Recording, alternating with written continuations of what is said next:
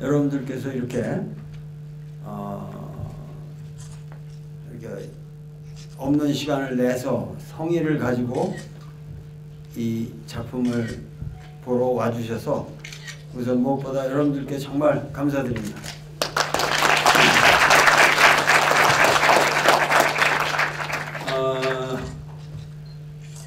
잠깐만 그 말씀을 드리면 이 영화는 제가 그 연길에 있는 연변대학에 제가 그 교수 가서 1년 동안 그 주로 중국 학생들을 강의를 하면서 거기에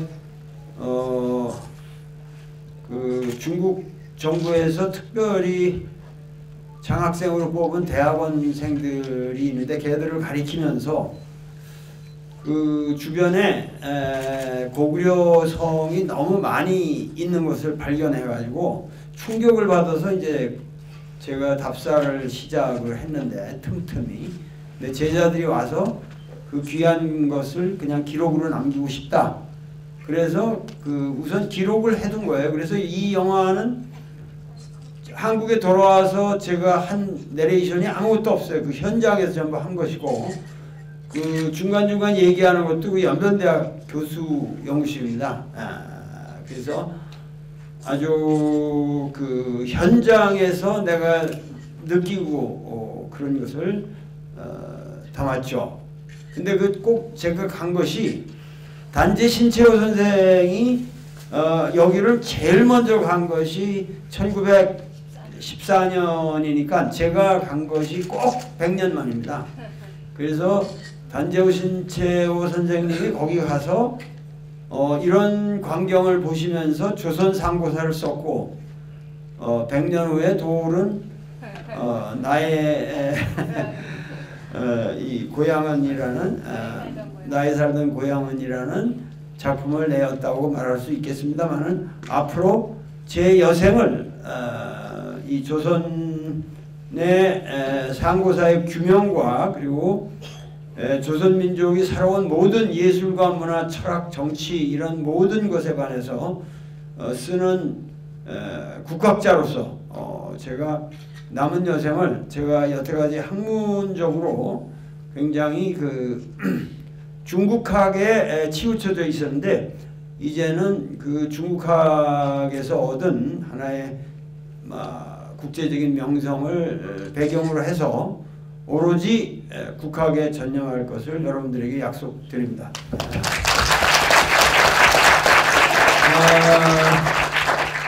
사실은 내가 표창원 의원도 오늘 처음 이 자리에서 만나는데 그 광화문 집회에서 한번 이렇게 스친 적은 있어요. 근데 하여튼 참 우리 시대에 정말 훌륭한 인재고 그리고 정의로운 사람이고 그러면서 모든 사람들에게 친근하게 다가가는 그런 인물이고 앞으로 표창원도 이제 대통령을 한번 했으면 좋겠어요.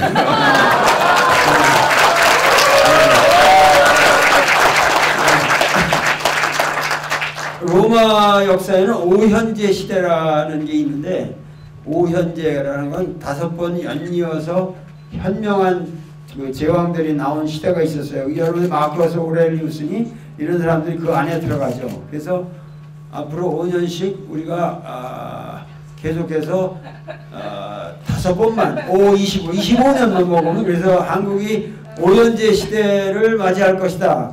그때 오현제 중에 표창원이 하나 들어가죠.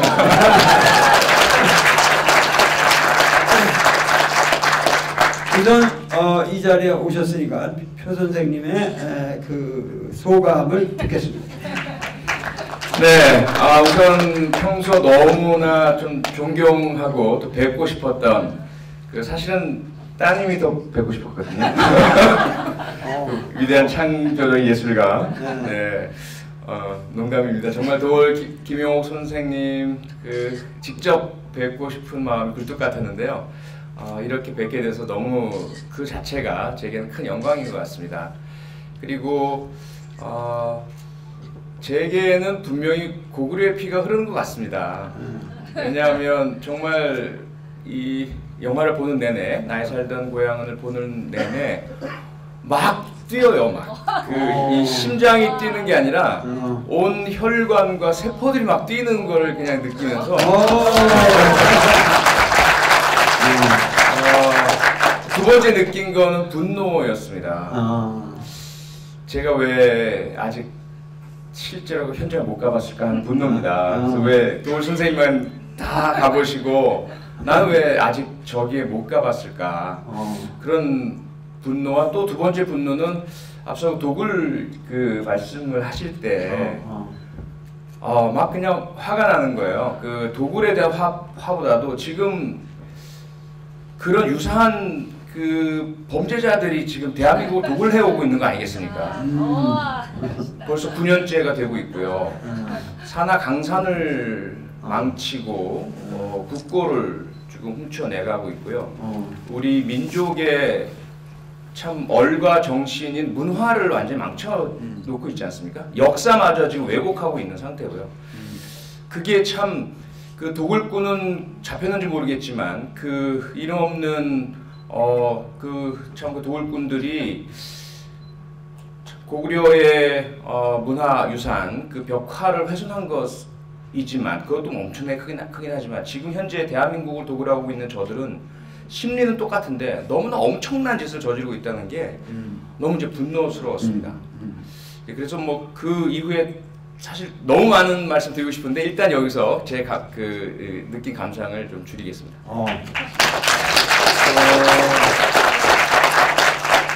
도굴에 대해서 간단하게만 제가 말씀을 드리면 우리가 한중 수교가 1991년에 이루어집니다. 92년인가 이루어집니다. 그러고 나서 바로 이 조선일보에서 고구려라는 93년인가 4년에 그 전시회를 열었죠. 네. 그래서 그것이 여기 가보신 분 어떨지 모르지만 그때 굉장했습니다. 우리나라에. 그러고 나서 그것이 대히트를 치고 나서 벌어진 일이에요. 그러면서 어떤 누구가 한국 사람이 분명합니다. 여기 뭐 미술협회 회장이니 뭐 이런 말들이 이제 거기에 여러분들이 그 인터넷을 찾아보면은 내 말을 빌리지 않아도 이게 사건이 나와요. 근데 그래서 그거를 시킨 거예요. 중국 사람들한테. 그래서 결국 그 중국 사람들은 잡혀서 5명이나 사형당했습니다. 중국 정부는 가차없이 그 사형당했는데 한국 사람은 못 잡았습니다. 그걸 시킨 사람은 돈 주고 몇 차례 걸려서 배로 한국에 반출되어서 분명히 여기 있다는 겁니다. 근데 이런 것에 대해서 전혀 우리가 쉬쉬하고 있는 거죠. 그러니까 그런 것이 그 한중수교 직후에 일어났기 때문에 중국 정부에서는 그때부터 동북공정이라는 말을 하기 시작했습니다. 그래서 사실은 국제관계나 이런 것도 사실은 이런 감정적인 문제들 우리가 알고 보면 실제로 이런 어마어마한 일들이 그런 하찮은 범죄로 인해서 일어나고 있다는 걸 생각할 적에 오늘 표 선생님이 그거를 탁 캐치하신 거는 역시 그 수사관의 사람. 네. 우선 그 여기 오신 분들 중에서 자유롭게 뭐 일어나서 그냥 말씀하시면 되니까 자유롭게 질문 같은 거 있으면 우선 몇 번 질문을 받아보죠. 네, 우리가. 네. 표 선생님한테 해도 되고 나한테 해도 되고. 오케이. 그 시네마 달이라는 이 영화를 조직한 오거나이저들이 표 선생님하고 나하고 같이 앉아서 이렇게 토크를 하면은 좀 사람들이 더 올 게 아닌가. 그래서 그런 자리를 만들었고 그래서 제가 그거를 표 의원이 아주 기꺼이 승낙을 했다고 그러길래 나도 상당히 감사하게 생각하고 있고 내 영화를 위해서 한 사람이라도 뜻 있는 사람이 이 영화를 보도록 도와주신 거예요. 표의원이. 자, 그 다음에 영화에 관한 문제라든가 역사에 대한 문제라든가 제목이 나의 살던 고향은입니까? 아니, 마지막에 노래를 불렀잖아요. 노래는 그러니까 무슨 얘기냐면 그거는 일종의 이 모든 게 그렇잖아요. 예를 들면 성서에도 예수님이 뭐 하느님의 나라 뭐 이런 걸 얘기하잖아요. 때가 왔다. 킹덤 오브 갓, 하나님의 나라가 이 땅에 올 것이다. 너희들 마음을 돌려라. 회개하라 그랬죠.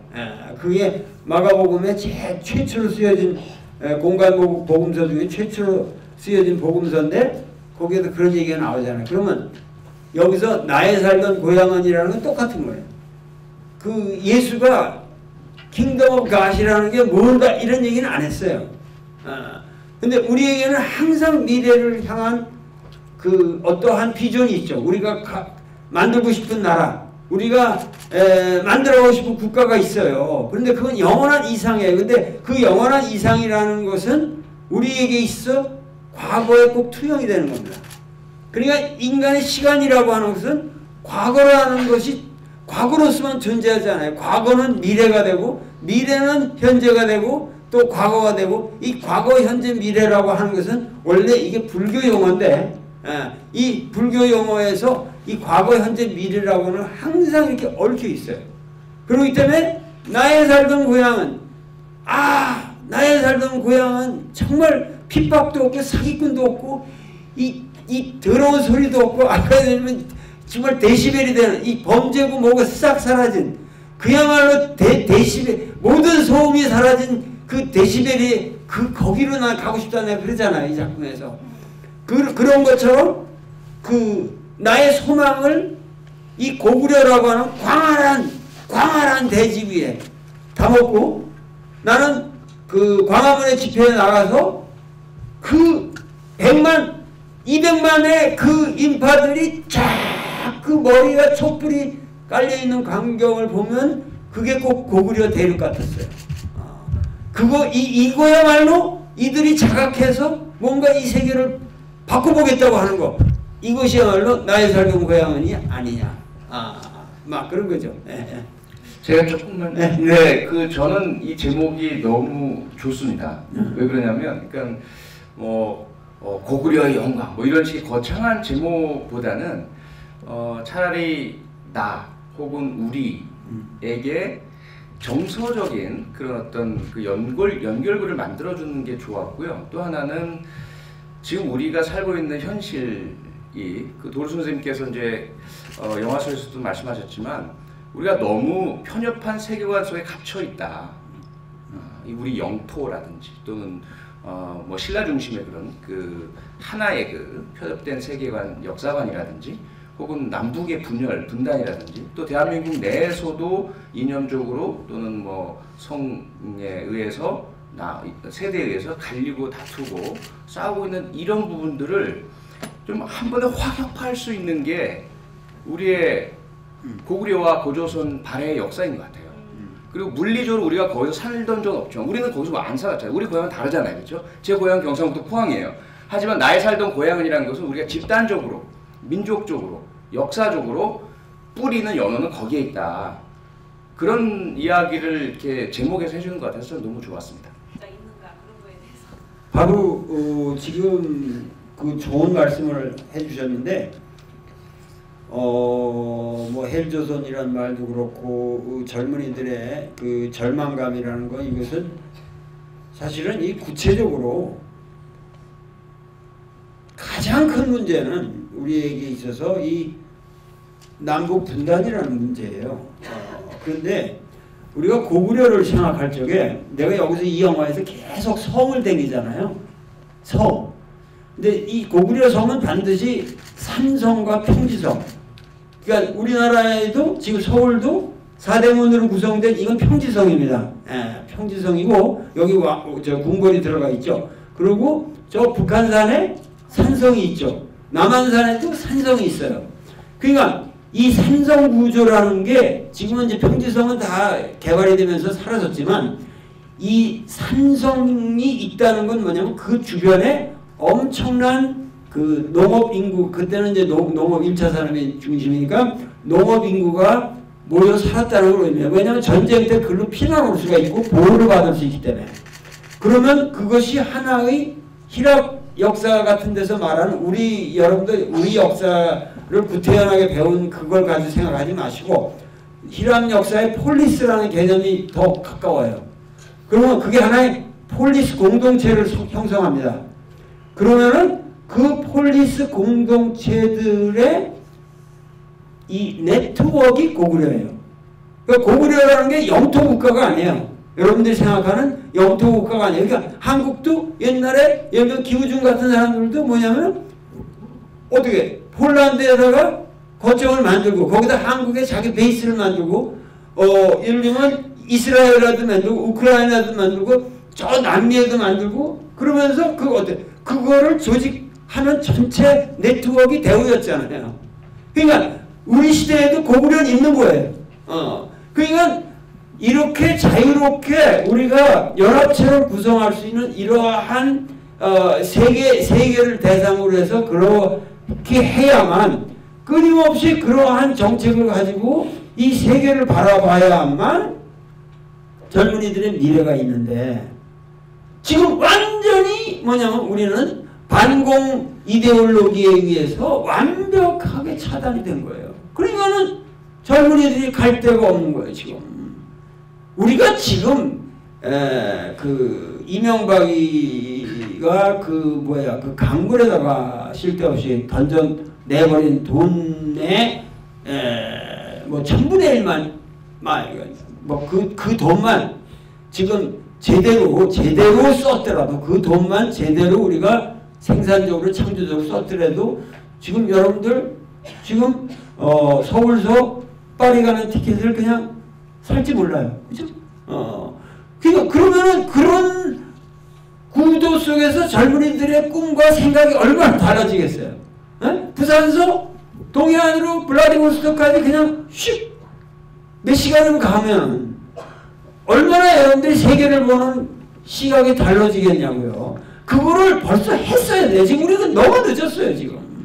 지금 국제 경쟁 속에서 이런 얘기가 나온 것은 벌써 한 20년, 30년 전에부터 우리가 했어야 되는 거예요. 그런데 지금 그동안 최순실이 이런 사람들뿐만이 아니라 수만 명의 우리나라는 최순실이 들끓고 있어요. 지금 들끓고 있어요. 최순실 하나가 아니에요. 그 이승만 때부터 그렇게 헤쳐먹은 거예요. 그렇게. 그래가지고 할 일을 안 하고 살았기 때문에 오늘날 우리가 이 꼴이 된 거라고요. 그러니까는 지금 이러한 문제를 생각하면서 이 영화가 말하고자 하는 것은 우리의 원래 이러한 고구려 정신을 회복하자.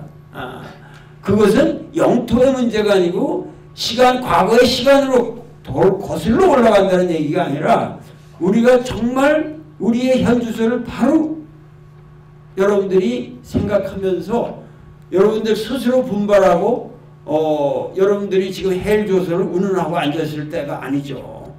그걸 개탄하기 전에 여러분들 스스로 각성하고 항거하고 이 표창원처럼 그냥 멀쩡한 자리도 때려치고 나오는 그런 용기 이런 게 필요한 거야. 내가 왜 표창원이라는 사람을 내가 왜 우리 뭐 하면 내가 제자권에서 내가 그러는데 이런 사람들을 보면 나는 정말 감동이 와요. 왜냐면 나도 고려대학을 때려쳤잖아요. 그래서 옛날에 양민선을 하고 때려치고 나왔는데 이게 정의로운 삶의 분위기를 속에서 자기 삶의 세팅 자체를 이렇게 용감하게 바꾸는 사람들, 이런 사람들이 항상 승리하는 거예요. 나도 내가 고려대학에 있었으면 내가 고려대학 총장 했을지 몰라요. 그러나 고려대학 총장하고 내가 그러면 대한민국 사람들이 나를 어떻게 하겠어요? 내가 한 일이 뭐겠어요? 그동안 책을 이렇게 80권을 쓸 수 있었겠어요? 그 나왔기 때문에 나는 책을 쓸 수 있었고 여러분들과 교섭할 수 있었고 수많은 영화를 만들었고 내가 연극을 만들었고 여태까지 이러고 살았어요. 그래서 그나마 여러분들이 나를 알 수 있는 거고 이 역사에서 여러분들과 같이 호흡을 해왔기 때문에 여러분들이 내가 뭔 말을 해도 그래도 공감을 해주는 거 아니에요. 그 진실성이 축적이 되었기 때문에. 그러니까 고구려는 이 땅에다 천년의 진실을 축적했는데 그리고 저런 어마어마한 유물이 남았는데 어떻게 우리가 그걸 잊고 사냐. 이런 거죠. 예. 예.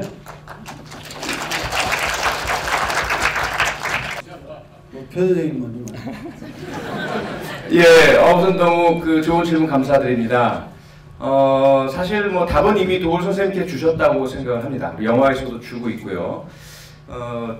우선 좀 크게 봤으면 좋겠어요. 그러니까 뭐 저나 도올 선생님이나 대학 교수라는 직이 때로는 멀리서 남들이 볼 때는 커 보일 수가 있겠죠. 그걸 어떻게 쉽게 이렇게 버리느냐 하겠지만 사실 긴 역사에서 본다면 그건 아무것도 아닌 새털 같은 것이거든요.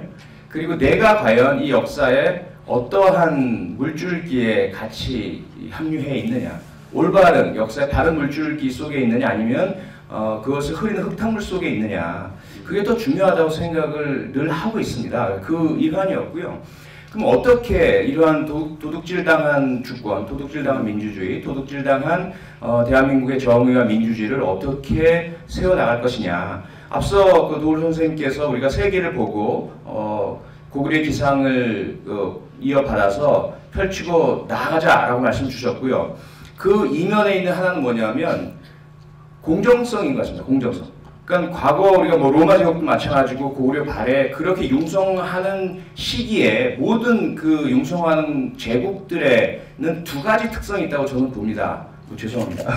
하나는 뭐냐면 그런 대외적으로 굴하지 않는 아무리 크고 강한 적 앞에서도 절대로 그 쫄지 않는 그 용기와 전투력과 그런 강한 어떤 그 힘이었다고 보고요.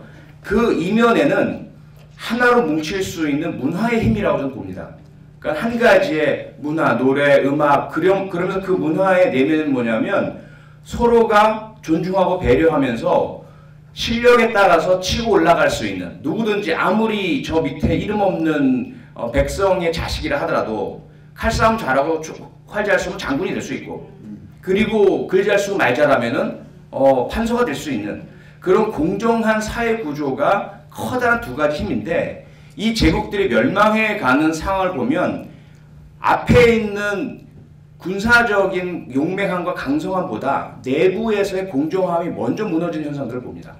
그 썩어 문드러져 가는 거죠. 그러면서 내 발이 동상 걸려 썩는지도 모르고 손에선 칼 들고 후려치다가 결국은 썩은 발 때문에 자빠지는 그런 모습들인 거죠. 대한민국이 현재 그런 모습 같아서 이걸 어떻게 하면 그럼 다시 대한민국을 되살려낼 수 있을까? 고구려 기상을 다시 살려낼 수 있을까? 도울 선생님 말씀처럼 우리 치사하게 지지 말자는 겁니다. 그 위치가 정치인이다 교수다 이게 중요한 게 아니라 길거리 상인이라 하더라도 이번 뭐 최순실 게이트도 보면 간호사 또는 차원병원에서 일하시는 분 또는 식당에서 주방 아주머니 어떤 분이더라도 역사의 비밀과 은밀하고 이 범죄적인 사실들을 목격하시는 분들이 계세요. 그분들 한 분 한 분이 이러다 내가 직장 잃지 않을까? 이런 생각보다는 옳은 것을 택하는 용기를 우리 모두가 가지게 될 때 결국 우리는 내부에서의 이 썩어 문드러지는 부패를 이겨내고 공정함을 되찾고 그것을 외적으로 펼쳐나가는 기상과 용기로 승화시킬 수 있다고 저는 생각을 합니다.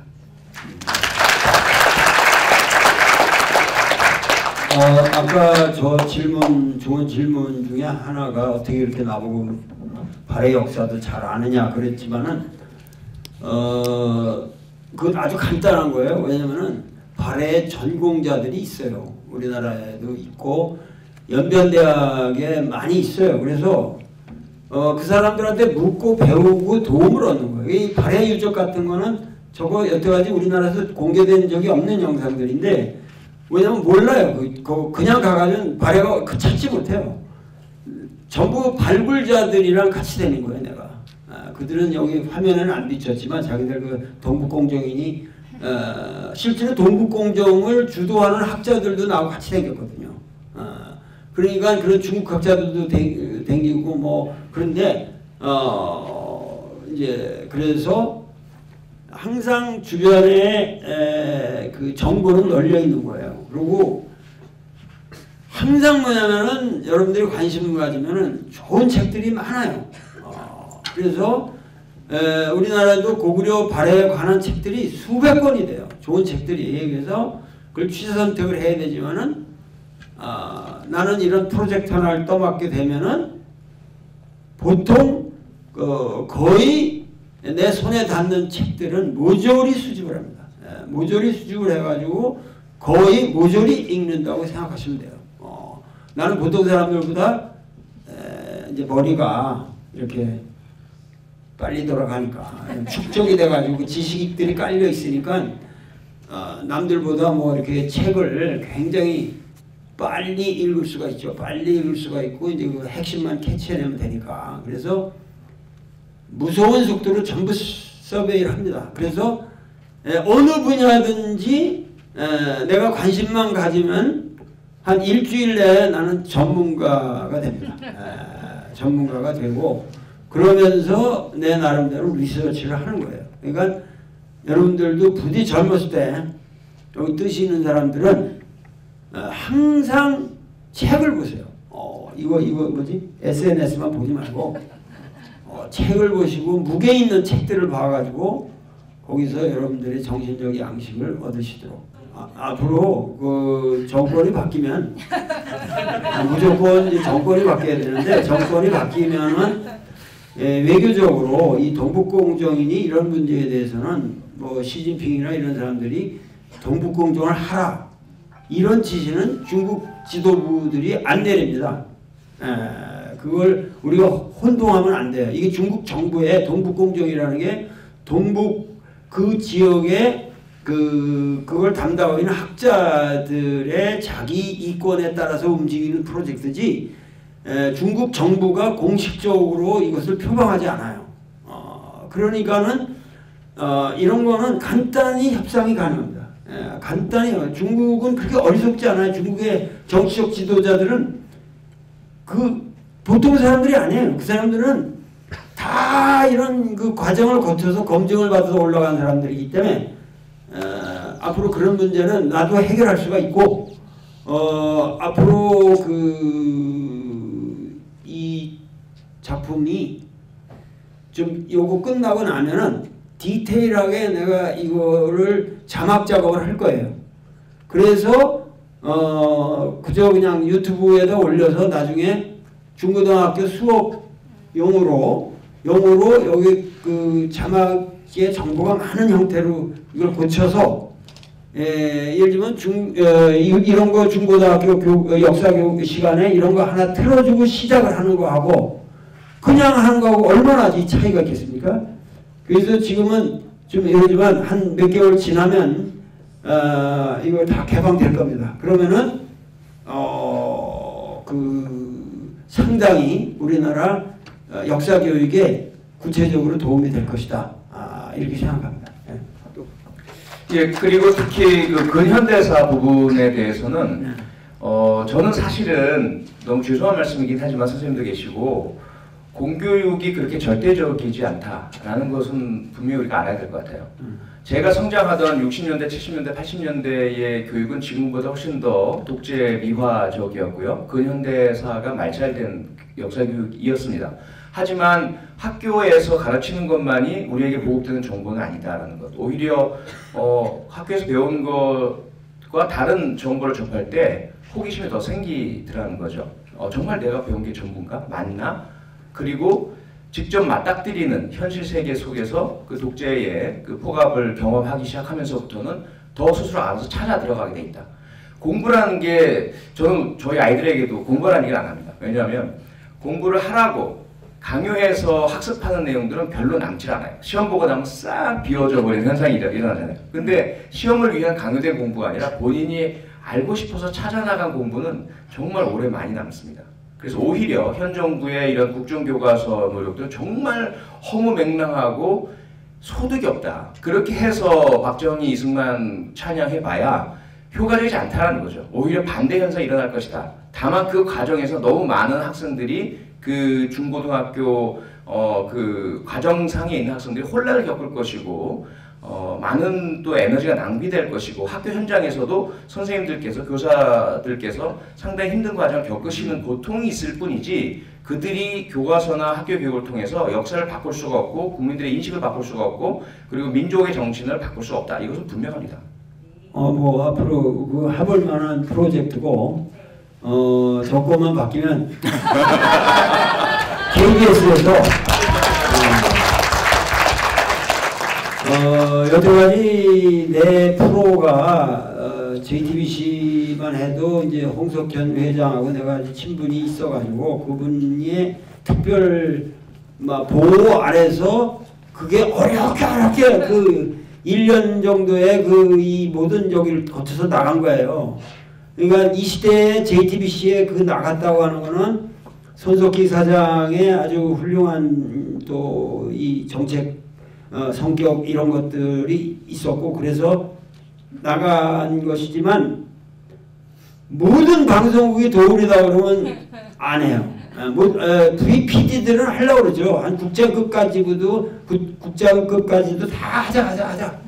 근데 이제 사장이 항상 안 돼. 그래가지고 수없이 좌절되는 거예요. 그러니까 분명히 이 정권이 바뀌어야 되고 그리고 방송위원회라는 게 완벽하게 민주적인 방송위원회가 들어서야 되고 그래야 예를 들면 MBC도 회복이 돼야 됩니다. 지금 MBC가 아주 개판한데 MBC 같은 이런 게. 근데 거기에 많은 사람들이 정말 일제시대 때 우리가 당했던 그런 탄압보다도 더 무지무지한 탄압을 받으면서 신음하고 있는 게 MBC예요 지금. 그러니까 그런 것들이 전부 풀려나야 되고 그렇게 되면은 뭐 고구려는 돌 그런 거는 황금 시간대에 계속해서 해. 그리고 더 중요한 거는 이제 조금 진행이 되면은 평양에 가서 그런 걸 해야 된다. 평양. EBS 강의도 중단되셨죠? 예, 87년하고 또 4.19 말씀들을 많이 하십니다. 흔히 말해서 뭐 죽소서 개주는 그런 역사의 그 반복이 아니겠느냐. 근데 저는 전혀 그렇게 생각하지 않습니다. 그리고 지금 뭐 언론이나 방송의 그 왜곡이라든지 혹은 일부 정치인들, 유력 정치인들, 대선 주자들 간의 그런 뭐 다툼이라든지 그런 것들은 저는 솔직히 말씀드리면 안중이 없습니다.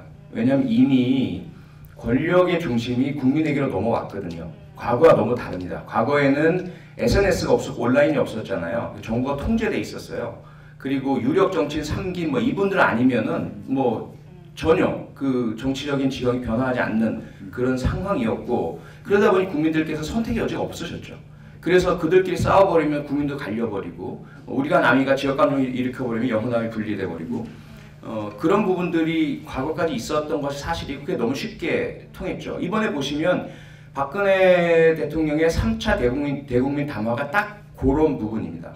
너무나 잘 알죠. 정치권에 밥을 딱 던져주면 왈왈왈 배고픈 개처럼 서로 그전과 달리 갈라지고 싸울 것이다. 싸웠잖아요. 비박계 흔들렸지, 야권 내부도 흔들렸지. 그런데 그들을 붙잡아 내긴 국민이거든요. 국민이 가만 안 두거든요. 너희 그래 봐라. 가만두나. 누군지 말만 해. 이런 거거든요. 그래서 제가 거기에 부응해서 명단 공개해서 누군지 알려드릴게요. 라고 제가 국민을 위한 스파이 역할을 한 건데 저는 그래서 정말 요즘은 그 어떤 뭐 부자의 그런 편안함 이런 것이 아니라 역사에 대한 신뢰 같은 게 생겼어요.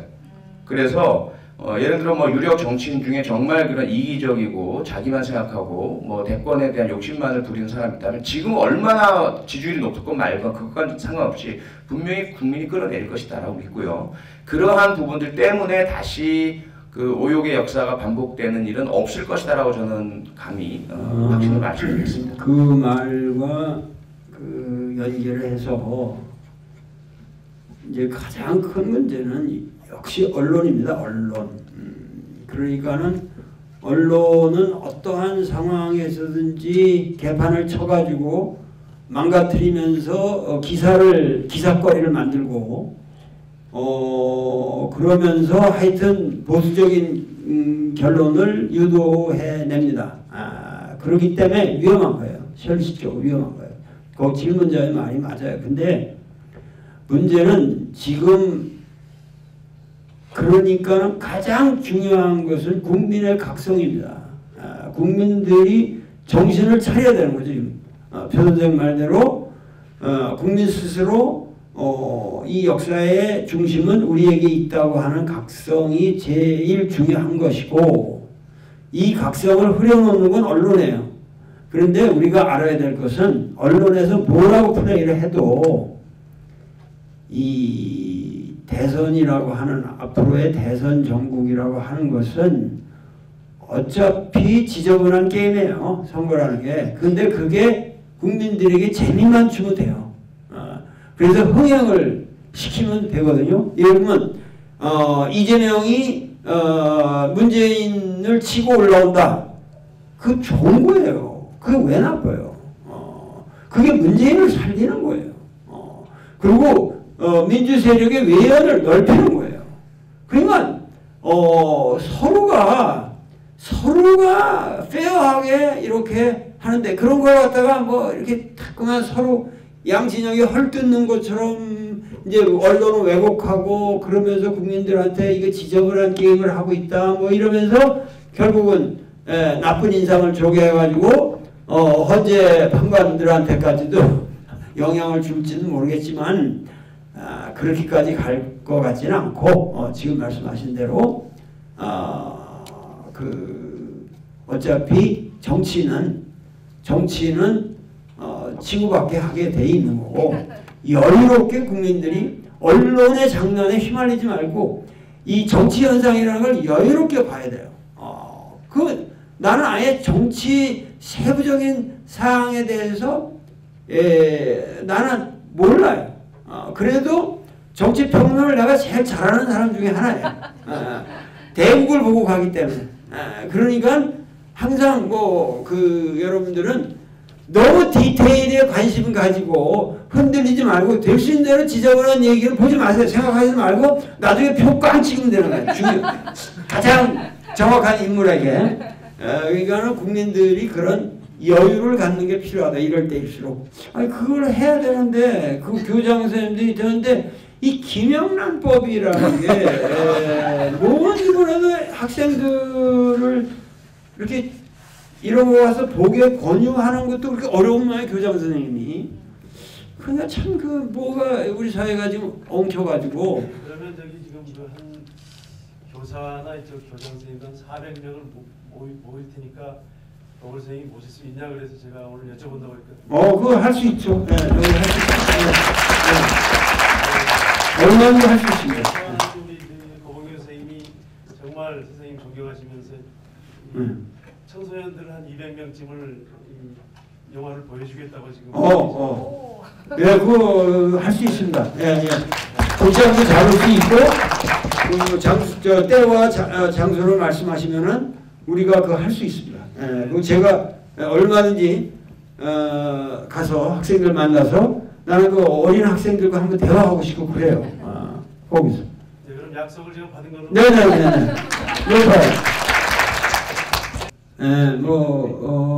표 선생님도 하신 말씀이 있겠지만 우선 간단하게 얘기하면은 이 내셔널리즘이라는 거는 20세기 현상이에요. 내셔널리즘이라는 건 네이션 스테이트, 민족 국가가 만들어지고 나서 생기고 예를 들면은 우리가 로마 제국하고 이태리는 다른 거 아니에요. 예? 그러니까 우리가 고대 국가로 올라가면 이 민족 국가라는 개념을 적용하기가 참 어렵습니다. 그리고 현대 사회에서도 지금 일본 지금 우익이나 이런 거 항상 우리가 문제가 되는 게 내셔널리즘이라는 말이 민족주의라는 말이 우리에게 아주 좋은 말이기도 하고 나쁜 말이기도 하고 그래요. 그러니까 이 모든 우익들이 아주 편협한 민족주의를 들고 나옵니다. 근데 우리나라는 민족주의도 없어요. 우리나라 우익이라는 건 미국인들 똥구멍 빨아먹는 걸 민족주의라고 생각해요. 그러니까 그 진짜 민족주의가 아니에요. 내셔널리즘이라는 거는 우리 스스로 그야말로 주권을 가지고 살아가는 건데, 일본 민족주의자들만 해도 그런 외세에 대한 굉장한 그 안타이가 있어요. 그러니까 그 민족주의라는 말이 굉장히 어려운 말이에요. 그래서 이게 편협하게 하면은 완전히 뭐냐면 그 어떤 국수주의적인 그 정체성에 대한 이게 되는데, 사실은 우리 민족이라는 걸 혈통으로 본다면 복잡하잖아요. 지금도 시골에 가면 다 월남 여자들을 며느리로 맞이하고 거기서 애들이 나오고 이러는데, 고구려만 해도 말갈족이니 무슨 예맥족이니 뭐 복잡해요. 그러면 그런 것들을 결국은 뭐냐면 그 포섭해서 우리 민족을 생각해야 되잖아요. 그리고 그래서 우리가 소위 말해서 이제 그런 여러 가지 문제를 생각할 적에 민족이라고 하는 것에 대한 우리 어떠한 정체성, 그리고 우리 젊은이들에게 우리는 한 민족으로서 민족의 프라이드를 가지고 살아야 한다는, 나는 민족주의를 굉장히 고취하는 편이지만 또 동시에 그 민족주의에 대해서 내가 철학을 강조하는 것은 보편주의죠. 철학이라는 거는 우리 인간이 어떻게 살아가는 게 제일 정당한 모습인가, 국제관계는 어떻게 가져야 되느냐, 개방적으로 우리가 가질 수도 있고, 그래서 이 민족주의 문제에 대해서는 그렇게 복잡한 층차가 있다. 고민스러운 문제라는 것만 알아주시면 좋겠습니다. 예, 제가 조금 그 도울 선생님과 같은 생각인데요. 조금 보충적으로 말씀드리자면은, 우선 그 다층 중층적 민족주의 개념을 조금만 더 간소화시키면, 제가 이해하기로는 조금 원초적이고 1단계적인 민족주의가 주로 생물학적 민족주의라고 봅니다. 피를 나눈다는 거죠. 한민족 뭐 이렇게 해서 외모, 외형 중심인 거죠. 그건 이미 극복된 20세기까지의 민족주의라고 저는 생각을 해요. 그것보다 고차원적이고 조금 상층에 있는 민족주의는 얼과 정신과 문화의 민족주의라고 생각을 합니다. 이건 어떻게 설명드릴까요? 일단 다양성이란 부분으로 접근해야 될 것 같아요. 예를 들어 전 세계가 한 가지 문화로 통일된다면 얼마나 끔찍하겠습니까? 그것이 과거 히틀러 나치와 일제가 추구했던 그런 패권 제국주의 아니겠습니까? 그런 부분들로부터 우리 전 세계를, 인류를 아름답게 꾸며내는 것은 다양성입니다. 아주 수없이 많은 민족들, 수없이 많은 지역들, 수없이 많은 문화 공동체들, 그들의 언어들, 옷을 입는 양식들, 노래의 차이들, 이런 것들이 사람 숨 쉴 때 수만 가지 꽃이 피어있는 들판처럼 아름답게 되는 것 아니겠습니까? 그래서 우리는 민족주의가 중요하다고 생각합니다. 우리는 우리의 민족주의를 지켜내가고, 또 뭐 그 예맥족은 예맥족의 민족주의를, 또 무슨 저 베트남족 베트남족의 민족주의를, 그러면서 우리에게는 이미 하멜도 들어와 있고, 인유한 씨도 들어와 있고, 과거 초용도 들어와 있고, 그런 것이거든요. 저도 제 딸아이가 지금 이런 공개도 될지 모르겠지만 대학 1학년인데 다른 나라 사람 남자와 사귀고 있습니다. 저는 거기에도 전혀 자꾸 뭐라 그러는데, 아니 그걸 우리가 구분할 필요가 뭐가 있으며 서로 좋으면 그만인 거지. 그렇게 하다 보면, 그렇다고 그래서 그러면 제 딸아이가 다른 민족에게로 넘어가냐? 그건 아니라고 봐요. 오히려 저는 분명히 그 욕을 하고, 만약에 둘이 결혼하게 된다면 우리 한민족의 문화와 얼과 정신을 넌 배워라. 그렇지 않을 거면 난 널 받아들이지 않겠다. 그래서 그가 우리 한민족의 일원이 되고, 그들에게서 나온 아이가 또 한민족의 문화와 얼과 정신을 이어내가는.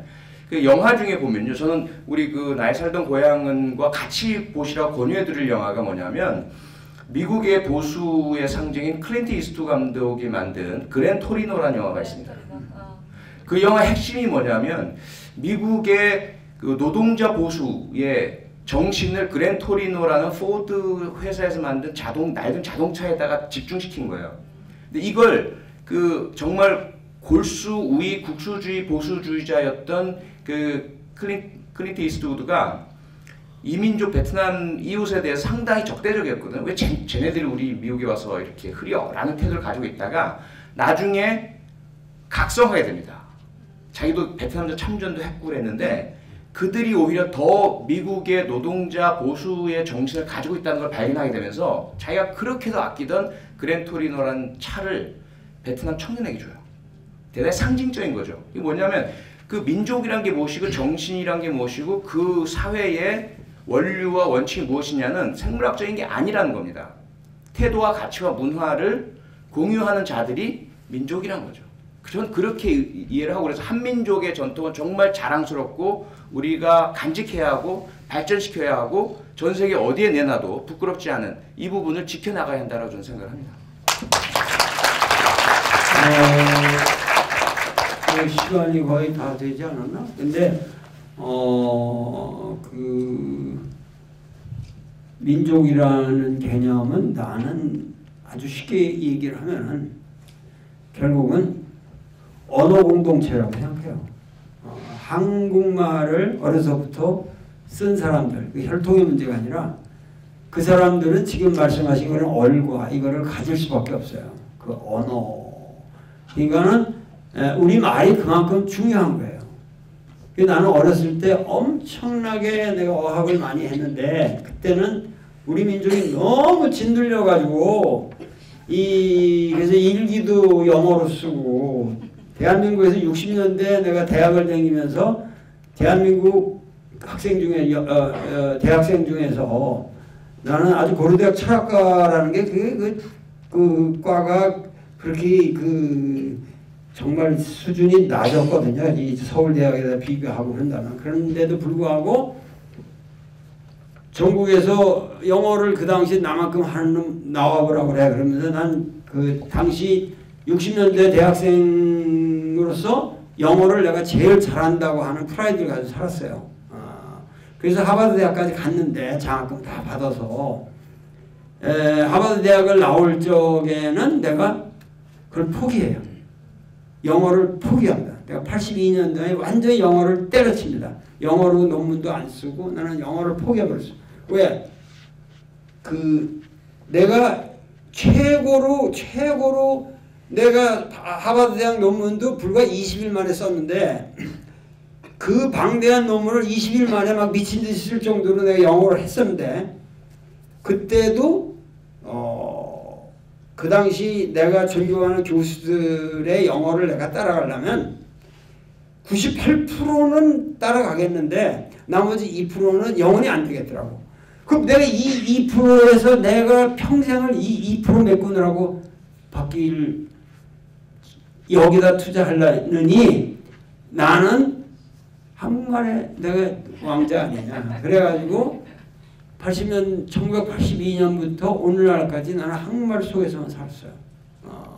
그래서 아마도 한국말에 관해서는 한국어로 쓰는 것에 관해서는 나를 따라오는 자가 별로 없을 거예요. 그러니까는 뭐냐면은 우리가 우리 말을 지켜야 되고 우리 말 속에 들어있는 우리 말은 곧바로 우리 역사의 언어가 다 들어와 있는 거예요. 그래서 한국말을 쓴다는 것은 한국말을 한다는 것은 한국 역사를 알지 않으면 진정하게 한국말을 다 몰라요. 그렇기 때문에 우리가 우리 한국말 언어 공동체라고 하는 이 정신을 반드시 지켜야 된다. 그래서 월남 부인에서 나는 애도 한국말을 쓰게 되면 완벽한 한국인이죠.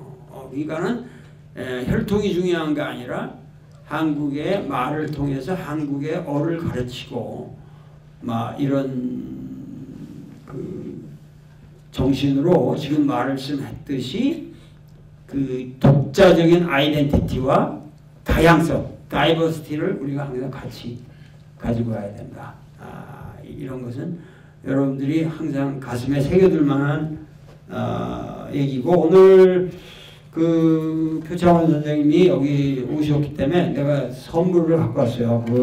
이 영화의 내용이 담긴 도울의 중국일기라고 하는 이 책, 뭐 아시는 분은 읽을 수도 있겠지만 5권으로 구성이 되어 있는데 여기에 거의 이 영화의 내용이 들어가 있습니다. 그래서 내가 이렇게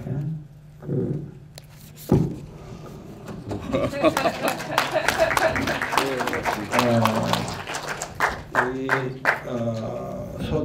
서두로 글씨를 써왔는데 표창원이라는 말은 맞죠? 네, 맞습니다. 네. 그런데 여기에 그 내가 쓴 말이 이게 보통 그냥 읽기가 어려운데 이게 맹자에 나오는 말이에요. 그런데 여기 뭐라 그랬냐면은 주어리자는 흉년불능사라고 이익을 추구하는 이 장사꾼들을 말하겠죠. 이익을 추구하는데 주도 면밀한 자들은 흉년도 그를 죽일 수가 없다. 흉년이 와도 돈을 번다는 거야. 이 새끼들은 뭐 싸도 창고에다 싸뒀다가 주도 면밀한 놈들은 우리나라 이런 사람들 많잖아요. 뭐 그런데 거기다가 대꾸로 맹자가 주어덕자 덕에 리에 덕에 주도 면밀한 자는 사세 사악한 세상도 그를 어지럽힐 수 없다.